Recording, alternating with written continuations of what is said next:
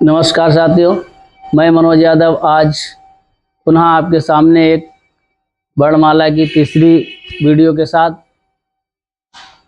उपस्थित हुआ हूं। और एक बात आज आपको बताना चाहूँगा कि मैं जिन नोट्सों से आपको पढ़ाता हूं वो नोट्स हमारे खुद के बने हुए हैं और इन नोट्स की सहायता से इन नोट्सों को पढ़ करके मैंने 2 बार टेट और 3 बार सीटेट और सबसे हाई रैंक टेट 113, सीटेट 115 मैंने इन्हीं नोट्सों के बदौलत हमने ये परीक्षाएं पास की हैं। और उसी बेस पर और उसी हिसाब से हम आपको भी पढ़ा रहे हैं ताकि जो हमने स्कोर खड़ा किया था उसी स्कोर से वैसा स्कोर आप भी खड़ा कर पाएँ। तो कुछ लोगों को अगर ऐसा लग रहा हो कि ये कैसे पढ़ा रहे हैं और इनके पास ये इलेक्ट्रिक बोर्ड नहीं है, तो ये ज़रूरी नहीं है कि इलेक्ट्रिक बोर्ड वाला ही आपको अच्छा पढ़ा दे।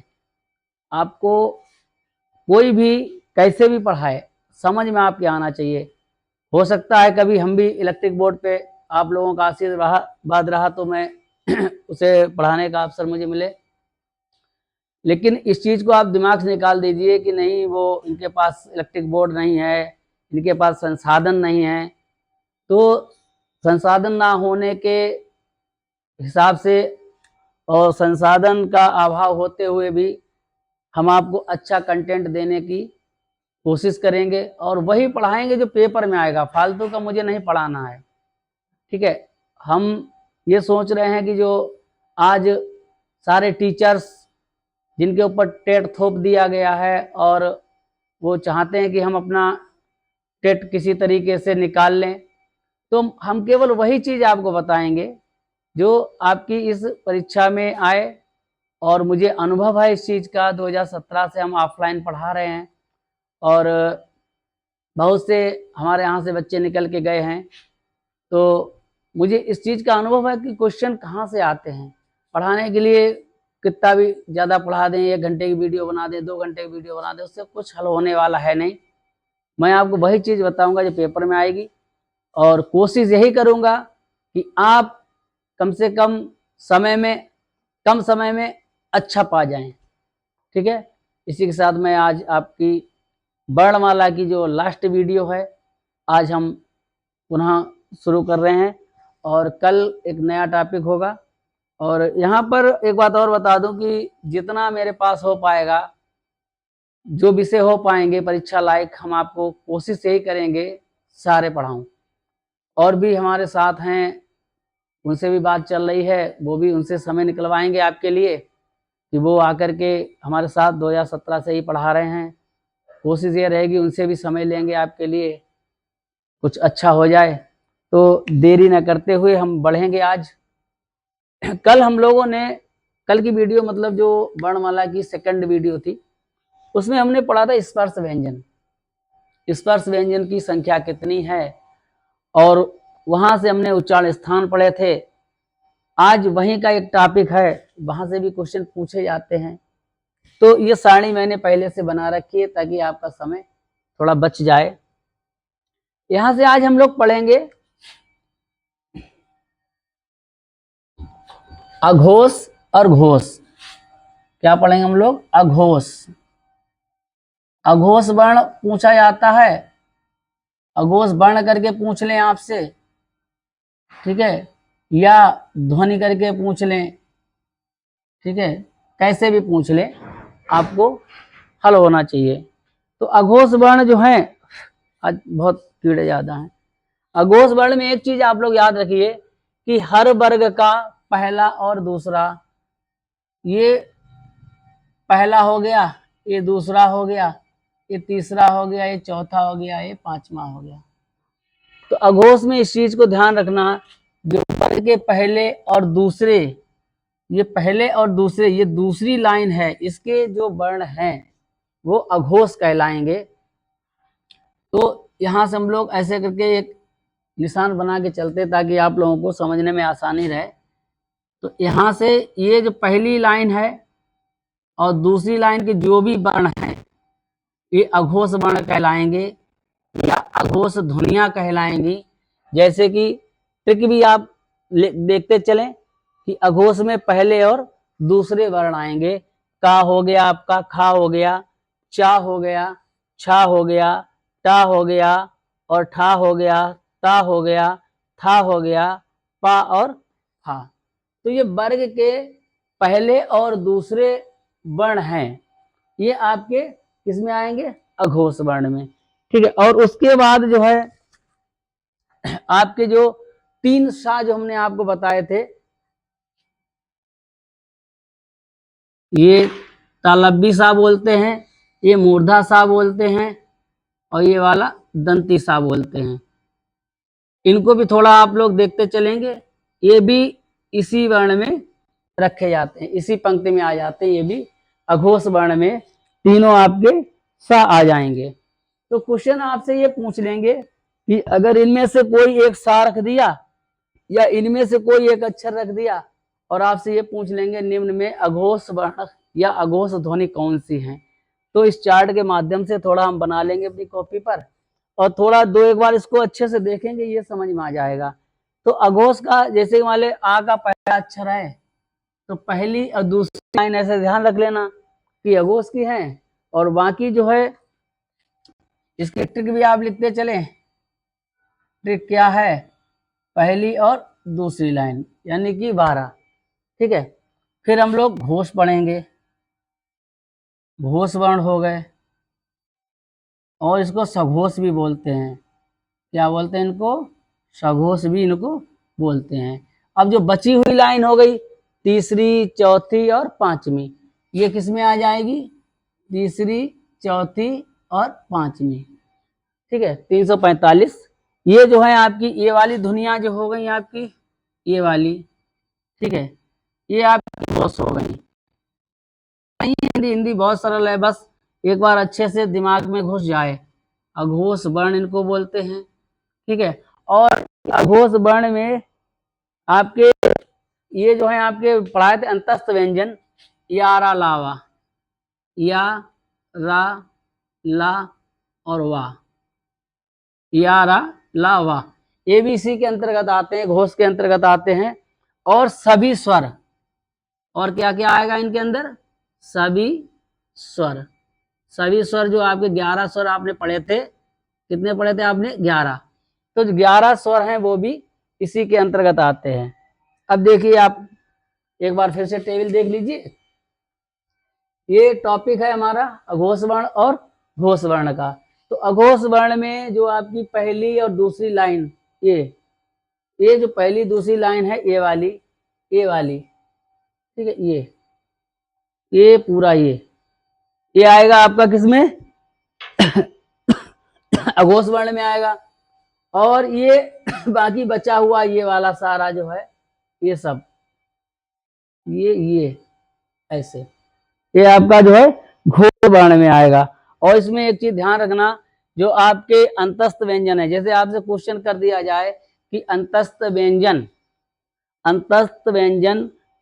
डॉट डॉट डॉट घोष वर्ण है या अघोष वर्ण है, तो आपको याद रखना है ये भैया घोष वर्ण है। ठीक है, और ये सा ये तीनों जो हैं आपके ऊष्म व्यंजन जो हैं, ये आपके इसमें देखो हा शामिल नहीं है। ठीक है, तो इसको याद रखना। और इसमें हाँ एक मिनट, इसमें घोष में हा भी, घोष हा जो है इधर आ जाएगा, इस चीज को ध्यान रखना, हा जो है हमारा वो यहाँ आ जाएगा। तो अघोष में ध्यान रखना 3 चीजें हैं। ठीक है, तीनों सा हैं, और घोष में आपका जो है यारा लावा और ये हा है। ठीक है, तो उम्मीद है आपको ये समझ में आया होगा। फिर इसके बाद हम लोग पढ़ते हैं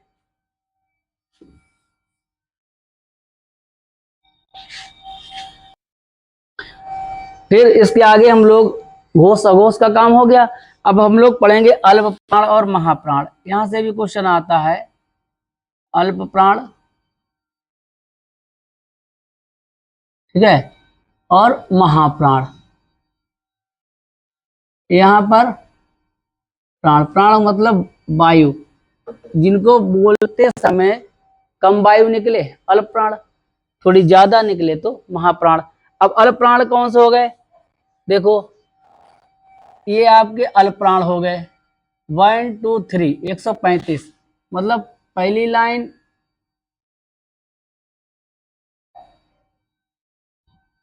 एक मिनट,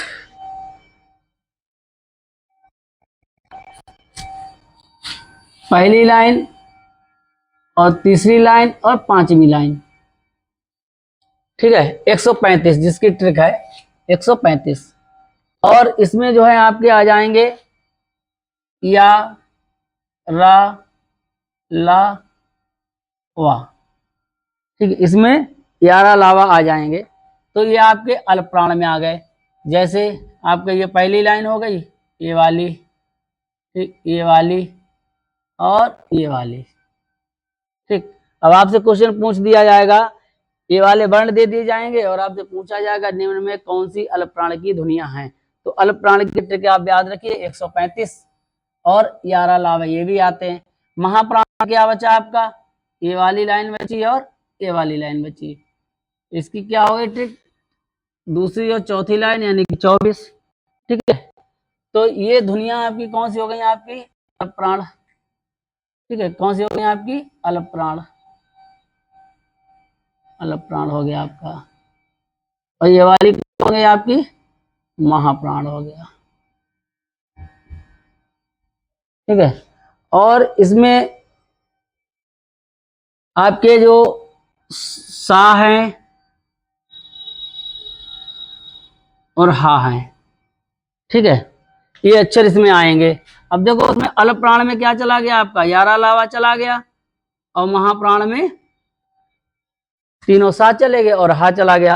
एक चीज और बता दूं आपके लिए कि महाप्राण पहचानने की एक देसी ट्रिक है। देसी ट्रिक में क्या है, जैसे एक मिनट पहले यहाँ लिख दूंगा आपको समझने के लिए, नहीं तो फिर आप लोग कहोगे यहाँ से ही हटा दिया क्या करा, ठीक है। अब जैसे एक चीज महाप्राण अगर आए तो एक चीज आप लोग ध्यान कि महाप्राण वाले जो भी शब्द हैं वो यच लग के बनते हैं। जैसे आप खा लिखिए तो के यच से हो गया खा, लेकिन एक चीज ध्यान रखना है, चा को छोड़कर, ये सी एच से बनता है, इसको छोड़कर अगर आप लोग बनाना चाहें जिसमें यच लग जाए वो ऑटोमेटिक क्या हो गया, महाप्राण हो गया, ठीक है। चा को छोड़ करके एक चीज अगर मान लो छोटी सी पहचान मिल जाए आपको कि हाँ यार यच लगा करके महाप्राण है, महा हा निकल रहा है तो यच से हा बनता है, तो बस चा को छोड़ करके जो शब्द यच लगा के बन जाए वो 99% आप देख लेना वो महाप्राण ही होंगे, ठीक है। तो ये आपकी आज क्लास रही, तो यहाँ पर हमें उम्मीद है आपको समझ में आया होगा। फिर से आपको रिकॉल करा दूं कि महाप्राण में पहला वो दूसरा और चौथा आएगा, ठीक है, दूसरा और चौथा। अल्प प्राण में पहला तीसरा पांचवा, और इसमें ये वाले अंतस्थ व्यंजन आएंगे, ठीक है, और इसमें ऊष्म व्यंजन आएंगे, ठीक है। इस चीज को आप लोग ध्यान रखना।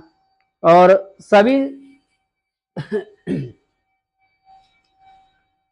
यहाँ तक कि मेरे हिसाब से अब इसमें कुछ छूटा नहीं है। अगर कुछ होगा तो आपको महत्वपूर्ण नोट्स करके, कुछ अगर मुझे लगेगा कि हाँ और कुछ इम्पॉर्टेंट है तो महत्वपूर्ण नोट्स करके आपको लिखवा दूंगा।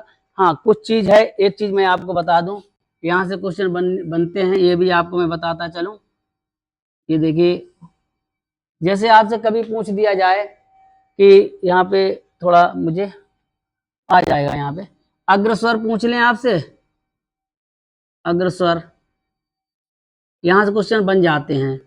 मध्य स्वर हो गया, क्या हो गया, मध्य स्वर हो गया, और क्या हो गया, पश्च स्वर। ये यहाँ से पूछ लेते हैं, पूछने की संभावना है, इस बार ज्यादा है, पूछने की संभावना ज्यादा है।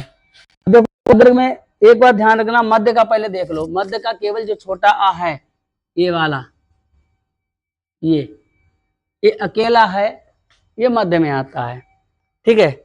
और अग्र में जो है आपका छोटी ई आएगी, बड़ी ई आएगी, ए आएगा और आई आएगा, ठीक है।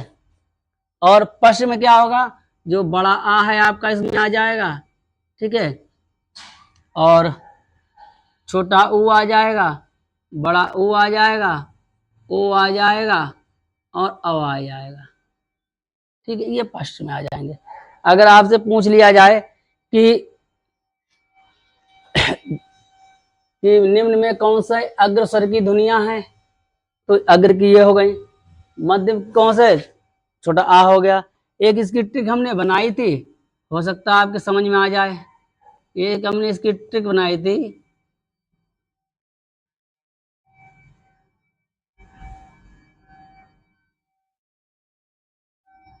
अग्रीय, ये ट्रिक बनाई थी हमने। तो अग्रीय मतलब क्या, देखो थोड़ा समझ लेना, निकल आएगी आपको समझाने के लिए।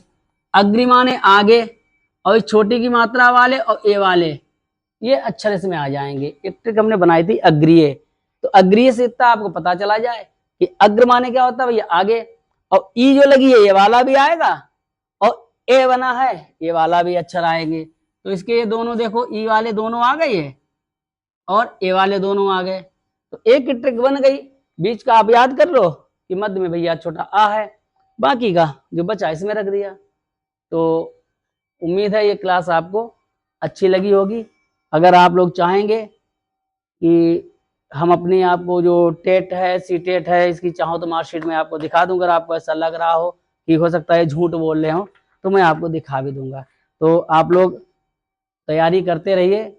और हो सकता है अगली वीडियो आपको यहीं पे, मैं सोचता हूँ संस्कृत की वर्णमाला भी ले लूँ साथ साथ में, क्योंकि अभी हिंदी की वर्णमाला समाप्त हुई है, तो संस्कृत वर्णमाला हो जाएगी यहीं पे।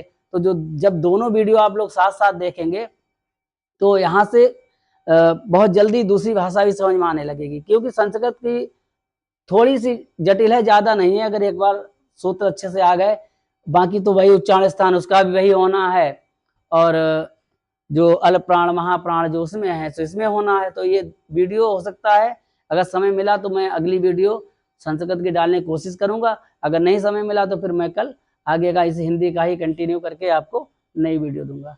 तो बस आप लोगों को अच्छा लगे तो चैनल हमारा सब्सक्राइब करिए, अपने दोस्तों को भी बताइए। और हम आपकी जब मदद कर रहे हैं, ठीक है, तो आप लोगों को भी हमारी हेल्प करनी चाहिए। हमारा वीडियो ज़्यादा से ज़्यादा शेयर करिए, अपने दोस्तों के पास भेजिए। अच्छा लगे तो लाइक कर दीजिए। धन्यवाद।